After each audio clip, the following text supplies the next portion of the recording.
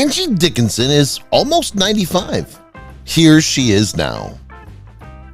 She's an American actor who's been in Rio Bravo, Policewoman, and other movies.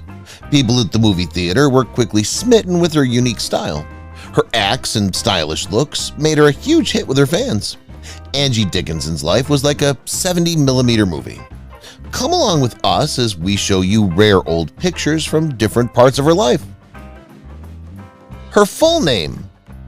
Her real name was Angeline Brown, and she was born on September 30th, 1931. Her parents were Frederica Brown and Leo Henry Brown.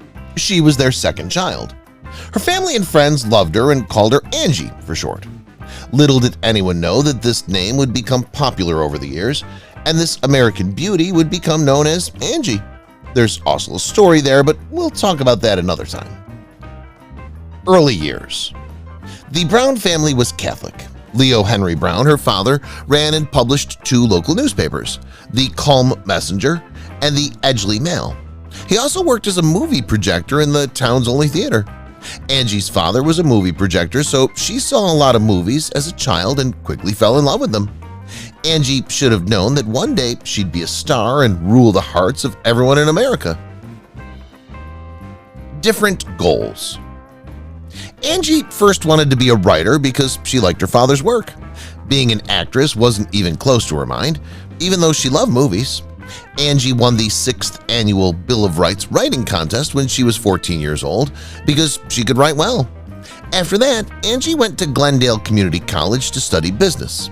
She also had a job as a secretary at the Lockheed Air Terminal in Burbank. Her love story. Angie fell in love with Gene Dickinson, the jock on the school's football team, while she was studying business at Glendale Community College. They began going out together and even decided to get married in 1952. Angeline Brown used to be called Angie Brown, but she changed it after she got married. After 7 years together in 1960, they broke up. Some news stories, though, say that the couple had already broken up a year before. Show business. Angie got into show business by accident, not because she had planned to. Angie had competed in a Miss America event in her area. In the end, she came in second place. A hiring person went to the contest and saw her. Then they hired her to be a line dancer on the Jimmy Durante show. The show made her more well-known. People told her to think about becoming an actress. Why did things look so good for her? Calling all stars. Angie thought about it and chose the proper way to do it.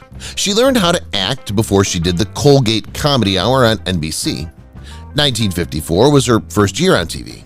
After a great start, she went on to work on movies like Tombstone Territory, Broken Arrow, Grey Ghost, It's a Great Life, and more. During the same period, Angie also showed up in a few movies, such as Lucky Me, The Return of Jack Slade, Chinagate, and others. Making love. She was cast as Frank Sinatra's life partner in Ocean's 11 in 1960.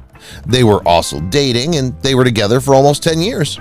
In the end, they broke up in 1964, but they stayed friends for life. In a 2019 interview with CBS, Angie said she was very close to getting married to Frank Sinatra in 1964. They met for the first time in 1954 on the set of the Colgate Comedy Hour.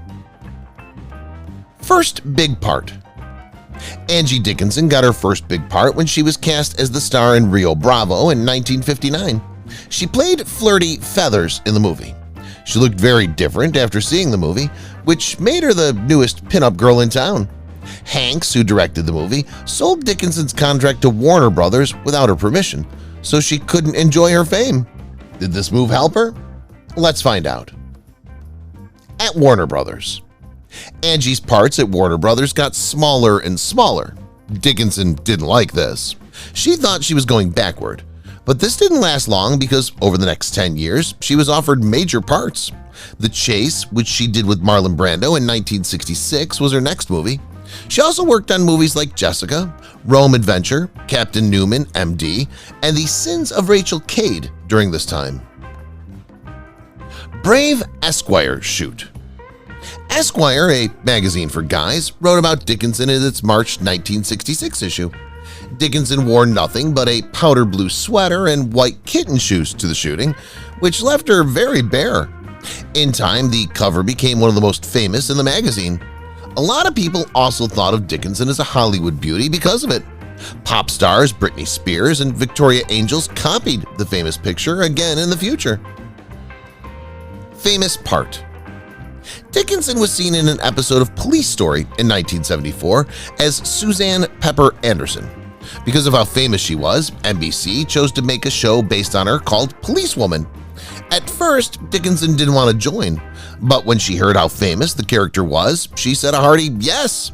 We're glad she did because it improved the number of women in major parts of TV, especially in the police series. After 4 years of success, the show ended. Second marriage. It was 1965 when Dickinson got married again. She married the musician Burt Bacharach, but their marriage was not all good. When Dickinson talked to CBS in 2019, she even talked about her marriage to Burt. She told them, "He never loved me and had no respect for me." In 1981, the couple broke up. From their marriage, they had a daughter named Leah Nicky. Leah died in 2007, which is too bad. Having an affair. It was said that Angie Dickinson had an affair with John F. Kennedy, who was President of the United States. It's said that Dickinson's ex-boyfriend, Frank Sinatra, introduced the two at a party. Before the 1960 Democratic Convention, Sinatra took her to a party put on by Pat Kennedy, John F. Kennedy's sister. They were introduced, and it's thought that they hit it off right away. But Kennedy and Dickinson never talked about the truth of their supposed affair. Her autobiography. Angie Dickinson returned a large amount of money in 1989 to start writing her memoirs. The editor wanted her to come clean about the affair she was said to have had with President John F. Kennedy. Dickinson refused to add a part about it, so she gave the money back in full. At that point, she'd written about 100 pages, so the book was thrown out and never got published. In recent talks, Dickinson has said she wants to write, though. Policewoman. Policewoman was a show that broke new ground in terms of culture. It made more and more women want to become police officers all over the U.S. This was recognized by the Los Angeles Police Department, LAPD, who gave Dickinson an honorary doctorate in 1987. Policewoman changed the way TV shows were made and paved the way for shows like Charlie's Angels, Wonder Woman, and The Bionic Woman, which focus on women and are led by women. Big screen. Angie went back to the big screen in 1980 with Dressed to Kill, where she played Mother Kate Miller. She'd been on TV for 4 years with Policewoman. Angie Dickinson did a great job in it and wowed the crowd with how good she was playing. Angie cares about Kate's character and thinks that the movie's director, Brian De Palma, got a great performance from her. Back to TV. Angie was going to be back on TV with her show called The Angie Dickinson Show. Even though the first episodes were filmed, Angie decided it'd be best to cancel the show because she didn't think it was funny enough. In the late 1980s, she was in several shows, including Jealousy, A Touch of Scandal, Still Watch, Hollywood Wives, and more. She also tried singing in front of the camera at this time. With Glenn Ford. During this time, Angie started dating one of the main characters in her movie, whose name was Glenn Ford.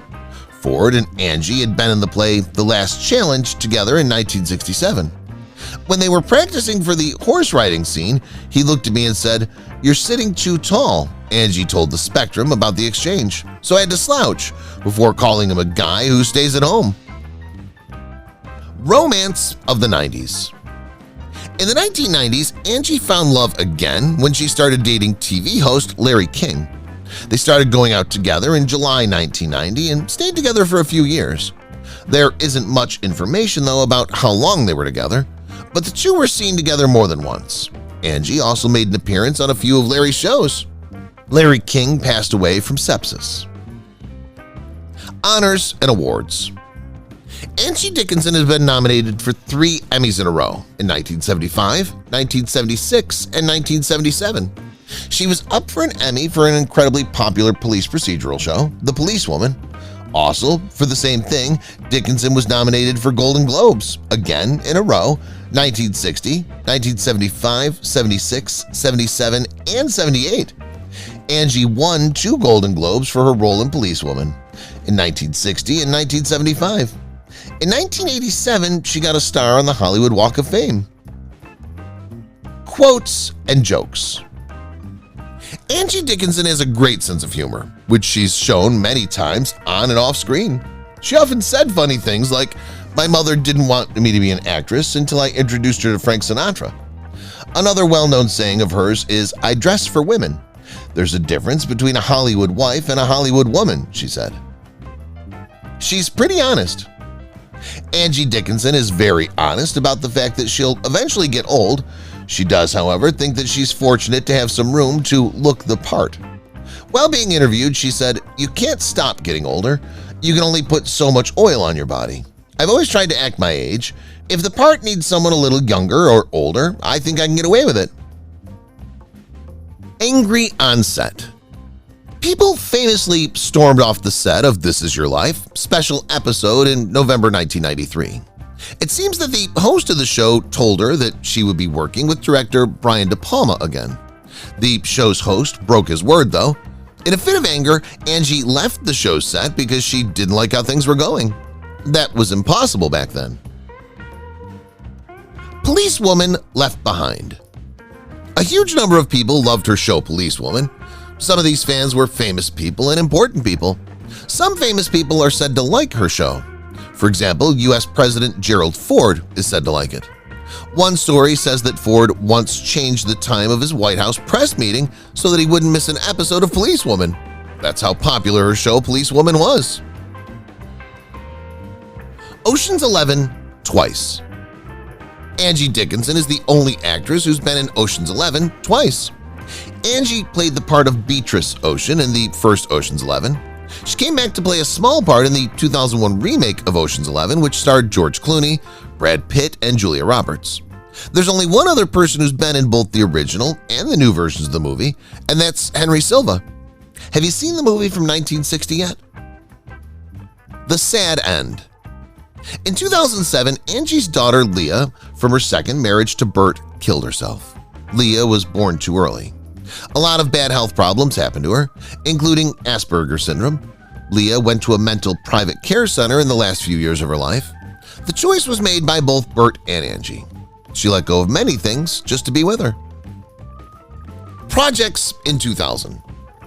Around the year 2000, Dickinson started to pick and choose the work she did. In terms of her work, Dickinson had fewer projects from 2000 to 2004 than she did in the 1990s. During this time, Dickinson was in movies like Ocean's 11, Comanche, Happily Ever After, Fairy Tales for Every Child, Duets, Pay It Forward, The Last Producer, Big Bad Love, Elvis Has Left the Building, etc. There's Angie Dickinson. It's been a while since Angie Dickinson was in the news. The last time we saw her was in the 2019 TV movie Mending Fences, where she played Ruth Hansen. Before that, she played Evelyn Worth on the 2004 TV show Judging Amy. In 2019, her old photos were shown as part of the Memphis Film Festival celebrations. Dickinson, who's in her late 80s, has mostly stopped doing things and only shows up when she has to. She once talked. Many of Angie Dickinson's talks are interesting to read because they tell it like it is, without any sugarcoating. In an interview with Culture Map Austin, the famous actress talked about how Hollywood treats its female stars differently because of their age. She said that jobs are hard to come by for someone her age, and that she'd rather sleep than get up at 5 a.m. to do a bad part in a show. Rising stars. Along with that question, Angie Dickinson talked about her favorite stars. She said that she'd seen their work and been blown away by some of their acts. Angie said that her favorite new stars were Jessica Biel, Emma Stone, Craig Ferguson, and Eloise Mumford. She also said that she liked the seductive beauty of actresses like Marilyn Monroe, Angelina Jolie, Jennifer Garner, Brad Pitt, Jessie Biel, and George Clooney.